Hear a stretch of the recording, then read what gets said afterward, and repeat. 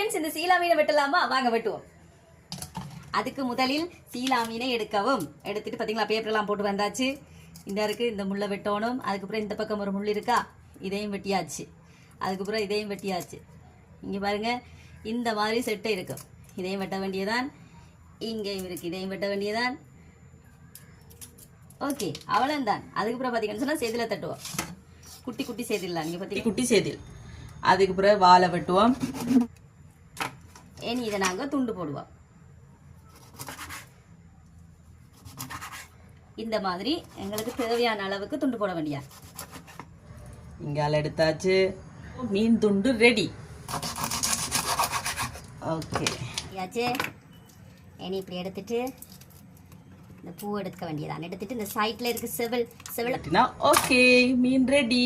இதே மாதிரி மற்ற மீனே வெட்டிட்டு வரேன். வீடியோ பிடிச்சிருந்தா மறக்காம சேனலை சப்ஸ்கிரைப் பண்ணுங்க.